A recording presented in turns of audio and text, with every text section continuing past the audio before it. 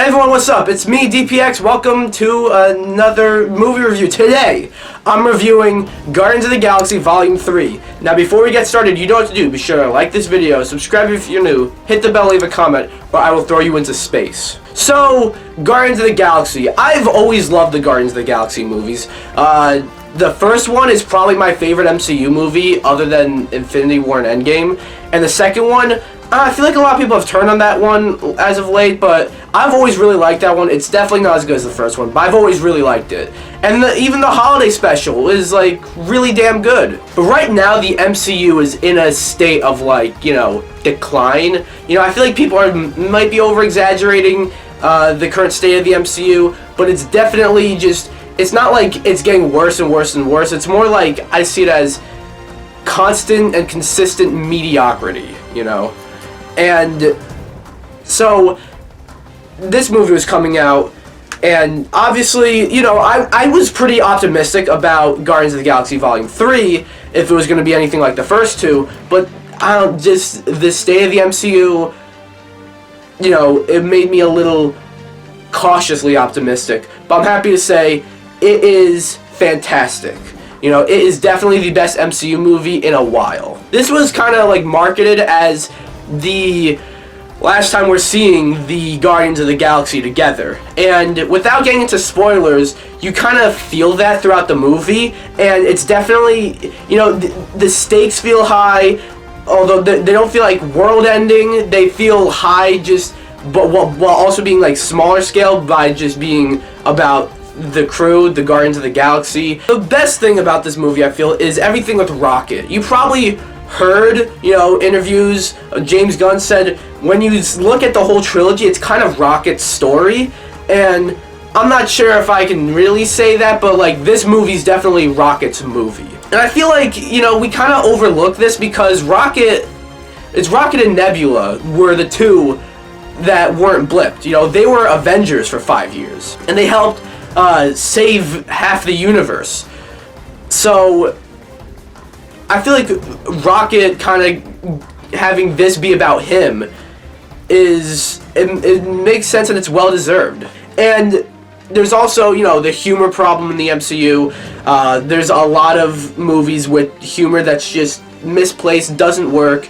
But Guardians of the Galaxy, I thought, always did it very well.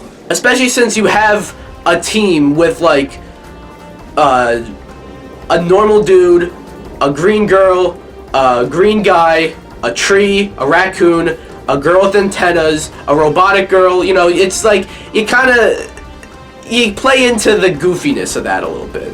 So Guardians of the Galaxy has always sort of been like this jokey team, and, you know, I guess you can make a case about how the MCU has tried to do this humor shit over and over and over again, and it played it into the ground with Thor, Love and Thunder. And I don't think it was as bad in Ant-Man and the Wasp: Quantumania, but, like, there's definitely a huge tonal issue in that movie. But I feel like Guardians of the Galaxy gets a pass because it was always like this, and this is exactly, it's not like, you know, Thor Ragnarok was pretty jokey, pretty goofy, and then Thor Love and Thunder was also pretty goofy, but, like, to a way larger extent.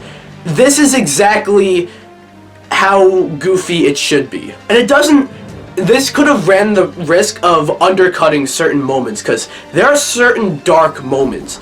This might be, well, depending on your definition of the word dark, because I feel like people have different definitions of that, but this might be the darkest movie in the MCU. In fact, I'm just going to say this because it was already revealed. This movie has the MCU's first F-bomb. Like, yeah, they go there. And there are moments where they kind of, like, show something where it's like, Jesus, like, this is PG-13. Like, they kind of push the PG-13 rating a little bit while also not being, like, you know, too edgy. I think that's a good word to describe this movie. Edgy. It might be the edgiest movie in the MCU. There's also the villain, the High Evolutionary. And watching the movie, he's a little one note, which, you know, could be a problem, but at the same time, since Endgame, since we had Thanos, it feels like every MCU movie and show has tried to make a villain sympathetic, you know, try to make him multi-layered, but then sometimes you make the villain too sympathetic to where it doesn't seem too much like a villain. You don't have them do too many villainous things when they're just sympathetic the whole time.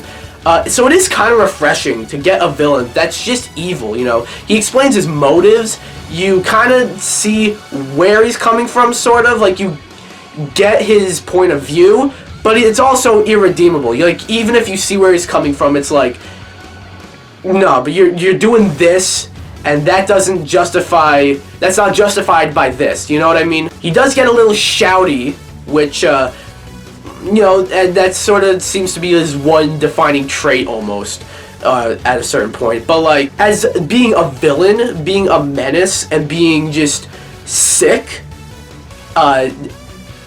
does a great job, and it makes it so that you want to see everyone, like, who works with him get beaten down, like, fucking murdered, and murdered badly. There's also the action sequences. Specifically, you might have heard about this in many reviews, but there's this one hallway sequence that is really awesome and really satisfying. You have some emotional moments, you know.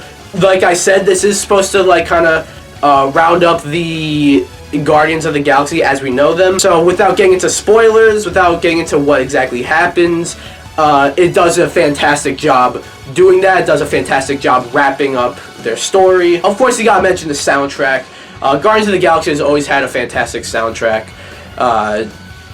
What is there even to say, really? It's just a lot of really good music in the movie. One thing that I kind of take a little bit of issue with, and obviously, if you've seen other reviews for this movie, you've probably heard about this, and that is Adam Warlock.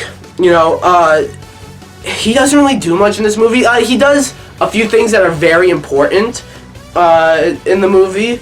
At the same time, things that Adam Warlock does, I feel like could have been accomplished by other characters in the movie. This feels like, you know, Guardians of the Galaxy Volume 2 had teased Adam Warlock, and then, what was it, like 6 years has passed, and James Gunn is writing Guardians of the Galaxy Volume 3, and oh shit, I actually have this idea, and I think this is a better idea, but I kind of can't fit Adam Warlock.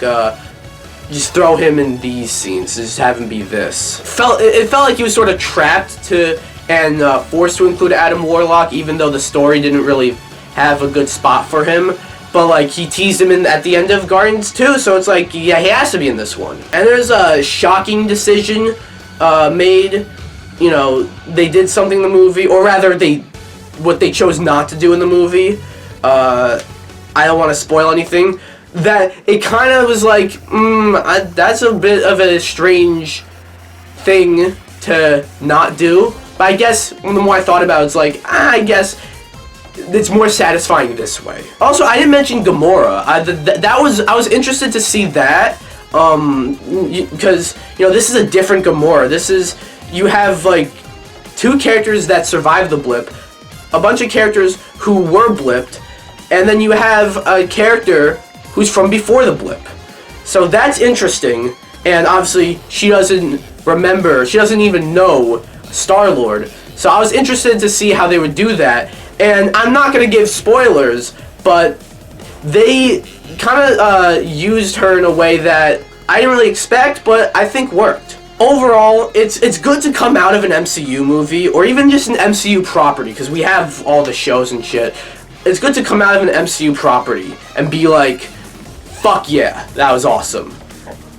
But leave it to the Guardians of the Galaxy. Leave it to James Gunn. On his way out from Marvel to DC, no less, which is kind of funny, actually. But I really enjoyed Guardians of the Galaxy Volume 3. So in the end, I'm going to give it a 9 out of 10. It's probably the highest score I've given to an MCU property in a long time. What do you guys think of Guardians of the Galaxy Volume 3? Do you guys like it? Do you guys not like it? Have you seen it? Have you not seen it? If you haven't seen it, do you guys want to see it, not want to see it? Anything about the movie, let me know down below. Anyways, be sure to like, subscribe, or I will throw you into space. Bye!